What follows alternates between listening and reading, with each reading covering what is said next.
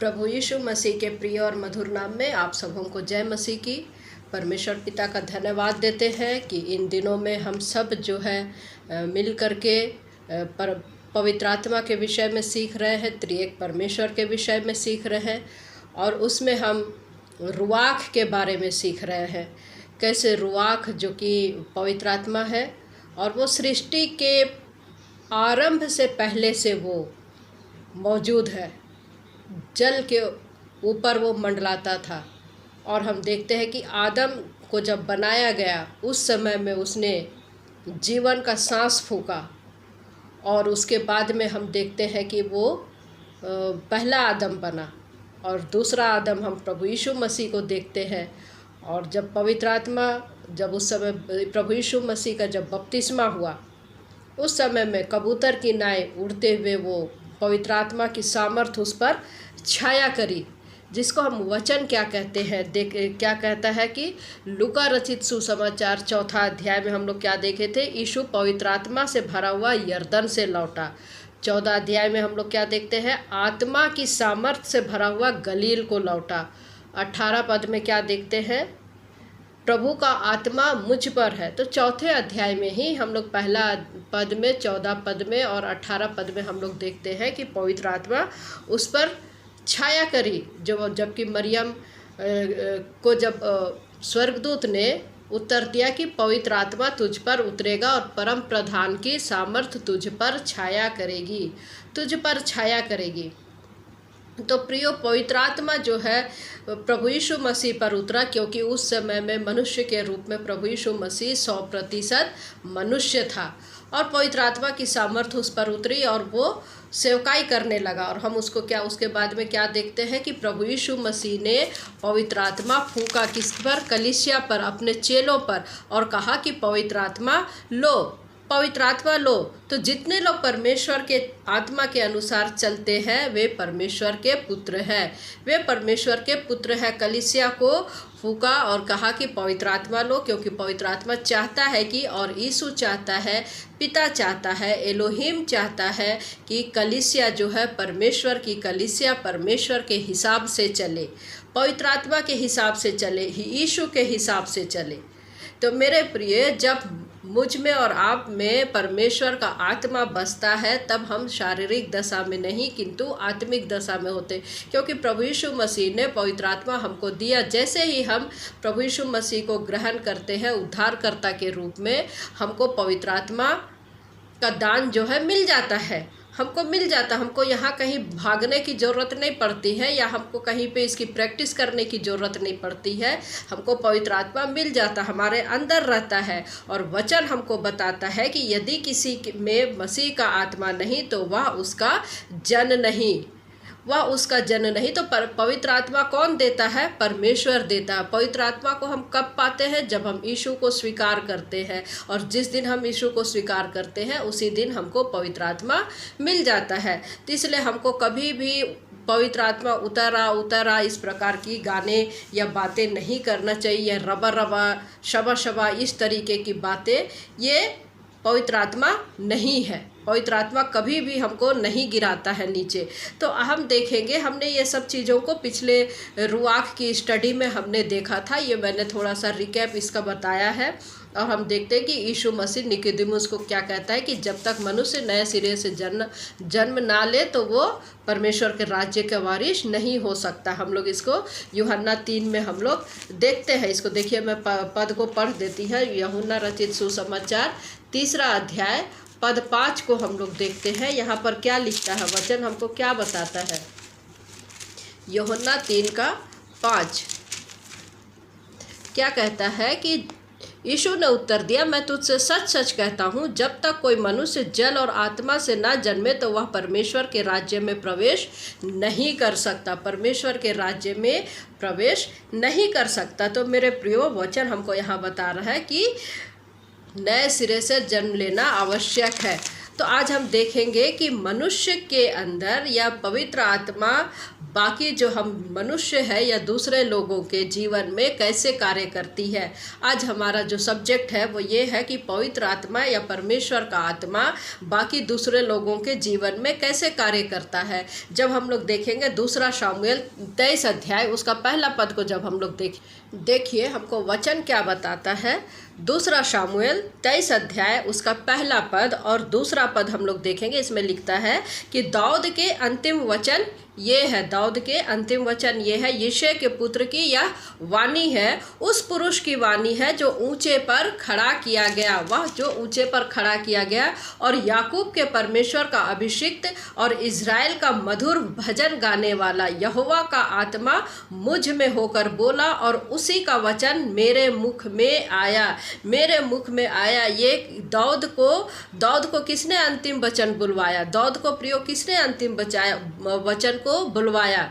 यहाँ पद 3 में हम क्या देखते हैं कि यहोवा का माफ़ कीजिएगा, पद 3 को देखिए। इज़राइल के परमेश्वर ने कहा, इज़राइल की चट्टान ने मुझसे बातें की है कि मनुष्यों में प्रभुता करने वाला एक धर्मी होगा जो परमेश्वर का भय मानता हुआ प्रभुता करेगा। ये प्रभु यीशु मसीह के लिए कह रहा है, इज़राइल की चट्टान ने मुझसे बातें की। इज़राइल की चट्टान कौन है?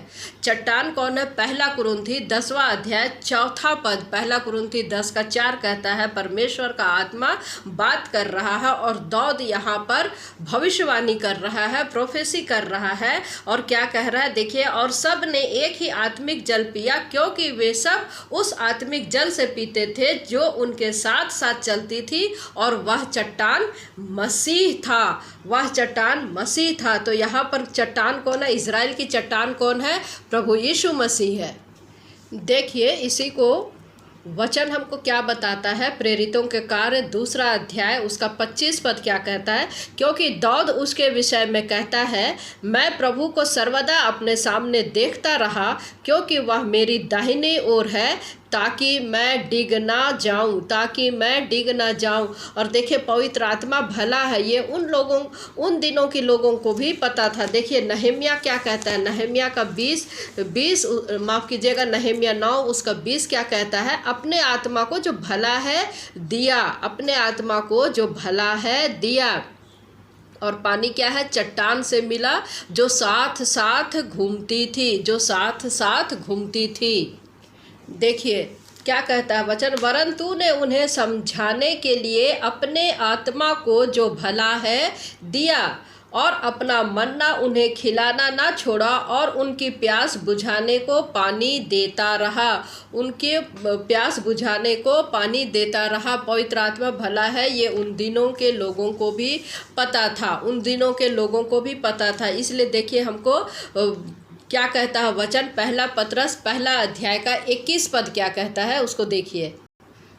पहला पतरस पहला अध्याय 21 पद क्या कहता है, उसके द्वारा तुम उस परमेश्वर पर विश्वास करते हो जिसने उसे मरे हुओं में से जिलाया और महिमा दी कि तुम्हारा विश्वास और आशा परमेश्वर पर हो, परमेश्वर पर हो।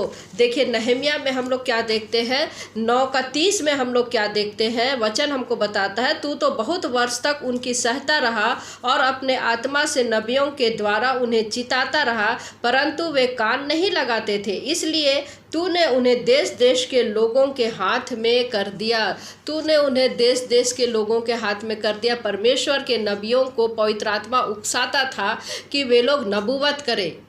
हम देखते हैं गिदोन में, हम देखते हैं गिदोन के जीवन में, हम देखते हैं शिमशोन के जीवन में, हम देखते कैसे पवित्र आत्मा उतरता था, बलपूर्वक उतरता था और वो अपना कार्य करता था। कहीं पे हम देखते हैं कि वो समाया, कहीं पर वो उकसाता था, कहीं पर वो उकसाता था पवित्र आत्मा कि उसके द्वारा परमेश्वर के कार्य हो। इसका मतलब कि परमेश्वर, माफ़ कीजिएगा, इसके द्वारा कि मतलब ये हुआ कि पवित्र आत्मा को कोई नहीं सिखाता, पवित्र आत्मा खुद परमेश्वर है, पवित्र आत्मा खुद परमेश्वर है, तो खुद सृष्टि को चलाता है, सबको लाइफ देता है और उसको कौन सिखा सकता है? या उनका मंत्री कौन हो सकता है, उसको कौन सलाह दे सकता है? यहोवा की आत्मा अर्थात पवित्र आत्मा। पवित्र आत्मा अर्थात रुआख है, रुआख है। देखिए हमको वचन क्या कहता है, 1 यूहन्ना 2 अध्याय 27 पद क्या कहता है? वचन हमको कहता है 27 पद में, परंतु तुम्हारा वह अभिषेक जो उसकी ओर से किया गया तुम में बना रहता है, और तुम्हें इसका प्रयोजन नहीं कि कोई तुम्हें सिखाए, वरन जैसे वह अभिषेक जो उसकी ओर से किया गया तुम्हें सब बातें सिखाता है, और यह सच्चा है और झूठा नहीं, और जैसा उसने तुम्हें सिखाया है वैसे ही तुम उसमें बने रहते हो, वैसे ही तुम उसमें बने रहते हो।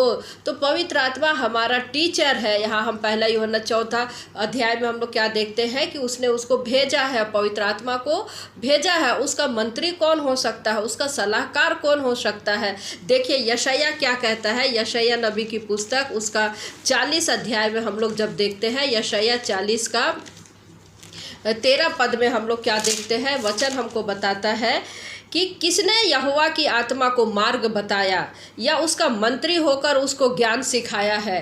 किसने यहोवा की आत्मा को मार्ग बताया या उसका मंत्री होकर उसको ज्ञान सिखाया है? कोई भी नहीं मेरे प्रियो, किसी ने भी नहीं, किसी ने भी नहीं। और देखिए 40 का 14 पद क्या कहता, उसने किससे सम्मति ली और किसने उसे समझाकर न्याय का पथ बता दिया और ज्ञान सिखाकर बुद्धि का मार्ग जता दिया है? क्वेश्चन मार्क है। किसी ने नहीं, किसी ने नहीं, किसी ने नहीं। उसको कोई ज्ञान नहीं दे सकता, उसको उसका कोई मंत्री नहीं हो सकता। वो स्वयं परमेश्वर है, वो स्वयं परमेश्वर है।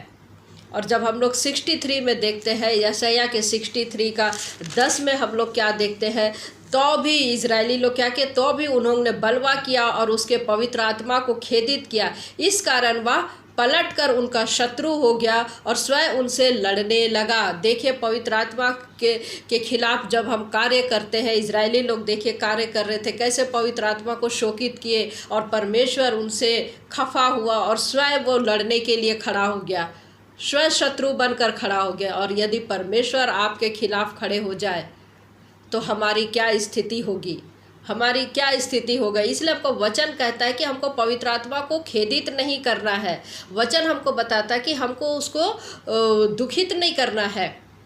हम उत्पत्ति में देखते हैं, उत्पत्ति के 6वें अध्याय में हम लोग क्या देखते हैं कि नूह का जहाज बन रहा था। 120 वर्ष तक परमेश्वर ने उनकी सहा लोगों को चेतावनी दिया नूह के द्वारा। जब तक जहाज नहीं बन रहा था तब तक परमेश्वर ने उनको सिखाया, किंतु किसी ने नहीं माना। और वचन हमको कहता है कि परमेश्वर की आत्मा को ना बुझाओ और ना शोकित करो। इस कारण शत्रु होकर वह स्वयं लड़ने लग जाता है, स्वयं लड़ने लग जाता है। मेरे प्रियो, जहाज बनाने के समय तक परमेश्वर ने रुका रहा, परमेश्वर रुका रहा, धीरज धरता है। 1 पतरस में हम लोग देखते हैं इस बात को, वो धीरज धरता है 120 साल तक, 120 साल तक धीरज धरा। देखिए यहाँ पर 11वां पद क्या कहता है, तब उसके 63 यशायाह 63 का 11 पद, तब उसके लोगों को उनके प्राचीन काल अर्थात मूसा के दिन स्मरण आए। वे कहने लगे कि जो अपनी भेड़ों को उनके चरवाहे समेत समुद्र में से निकाल लाया वह कहाँ है? जिसने उनके बीच अपना पवित्र आत्मा डाला वह कहाँ है? वह कहाँ है? जिसने उनके बीच अपना पवित्र आत्मा डाला वह कहाँ है? तो एक ढूंढ रहे हैं परमेश्वर को, ढूंढ रहे हैं किसको? परमेश्वर को। और यहाँ बातचीत हो रही है इजरायलियों की बातचीत हो रही है। वहाँ पर 6 लाख लोगों को ढूंढ रहे, पवित्र आत्मा कहाँ है, पवित्र आत्मा कहाँ है? इसलिए यहेजकेल हमको क्या बताता है, देखिए यहेजकेल की पुस्तक में हम लोग देखते हैं 2 अध्याय में हम लोग देखते हैं 2 अध्याय उसका 1 पद को हम लोग देखते हैं। यहाँ पर हमको वचन बताता है, यहेजकेल 2:1 कहता है, उसने मुझसे कहा, हे मनुष्य के संतान, अपने पाँवों के बल खड़ा हो और मैं तुझसे बातें करूँगा, मैं तुझसे बातें करूँगा। उसने मुझसे कहा, यहोवा ने यहेजकेल से कहा, खड़ा हो। उसने मुझसे कहा, हे मनुष्य के संतान, अपने पाँवों के बल खड़ा हो और मैं तुझसे बातें करूँगा। और क्या लिखता आगे, 2 पद क्या कहता है, और जैसे ही उसने मुझसे यह कहा त्यों ही आत्मा ने मुझ में समाकर मुझे पाँवों के बल खड़ा कर दिया, और जो मुझसे बातें करता था मैंने उसकी सुनी। त्यों ही आत्मा ने मुझ में समाया, मतलब तुरंत आत्मा ने मुझ पर समाया। इसलिए हमको रोमियो की पत्री क्या कहता है, 8वां अध्याय उसका 14 पद कहता है कि इसलिए कि व्यवस्था की विधि हम में जो शरीर के अनुसार नहीं वरन आत्मा के अनुसार चलते हैं पूरी की जाए। तो प्रियो, यदि परमेश्वर को व्यक्ति से यदि बातचीत करना होता है, या परमेश्वर को किसी व्यक्ति से बातचीत करना रहेगा, या परमेश्वर को किसी व्यक्ति से बातचीत करना था उस समय भी या आज भी या आने वाले समय भी, तो व्यक्ति को तैयार कौन करता है? पवित्र आत्मा तैयार करता है। पवित्र आत्मा तैयार करता है कि परमेश्वर से बातचीत करने के लिए, परमेश्वर से बातचीत करने के लिए पवित्र आत्मा तैयार करता है। यहेजकेल को ताकत पवित्र आत्मा ने दिया उस पर समा करके। यहेजकेल को संभालने वाला कौन था? पवित्र आत्मा। उसमें समा करके, एक तरह से बोलो तो वो कब्जा कर लिया था। और इसलिए यीशु क्या कहता है कि अभी तुम इन सब बातों को नहीं समझ सकते, जिस दिन तुम में पवित्र आत्मा आएगा तुम सब कुछ समझने लगोगे। जब तक पवित्र आत्मा हमारे पास में ना आए तो हम कुछ भी चीज़ नहीं समझ सकते। और पवित्र आत्मा हमारे अंदर में है, पवित्र आत्मा हमारे अंदर में है। देखिए यहेजकेल में हमको 11वां अध्याय में हमको क्या कहता है, पद 5 क्या कहता है, तब यहोवा का आत्मा मुझ पर उतरा और मुझसे कहा, ऐसा कह, यहोवा यूँ कहता है कि इज़राइल के घराने, तुमने ऐसा ही कहा है, जो कुछ तुम्हारे मन में आता है उसे मैं जानता हूँ। जो कुछ तुम्हारे मन में आता है उसे मैं जानता हूँ। और उसके बाद में हम लोग देखते हैं 36 को देखते हैं, उसमें 25 से 27 पद को जब हम लोग देखते हैं 36 में, मैं तुम पर शुद्ध जल छिड़कूंगा और तुम शुद्ध हो जाओगे, और मैं तुमको तुम्हारी सारी अशुद्धता और मूर्तों से शुद्ध करूंगा। मैं तुमको नया मन दूंगा और तुम्हारे भीतर नई आत्मा उत्पन्न करूंगा, और तुम्हारी देह में से पत्थर का हृदय निकाल कर तुमको मांस का हृदय दूंगा। मैं अपना आत्मा तुम्हारे भीतर देकर ऐसा करूंगा कि तुम मेरी विधियों पर चलोगे और मेरे नियमों को मानकर उनके अनुसार करोगे। तो क्या कहता है वचन यहाँ पर कि तुम्हारे अंदर मैं नई आत्मा डालूंगा। इसलिए हमको इफिसी क्या कहता है वचन में कि उसको वचन के द्वारा जल के स्नान से शुद्ध करके पवित्र बनाए। तो वो हमको शुद्ध करता है, पवित्र करता है। और वचन को हम लोग क्या देखते हैं, वचन को दूध भी कहा गया है, वचन को पानी भी कहा गया है। और क्या कहता, आत्मिक दूध की लालसा करने के लिए वचन हमको बताता। आत्मिक दूध की लालसा, पहला पतरस 2 अध्याय 2 पद। तो प्रिय, पवित्र आत्मा हमारे अंदर में है और परमेश्वर जो बात कर रहा है वो बाहर है। परमेश्वर जो हमसे बात कर रहा है वो बाहर है।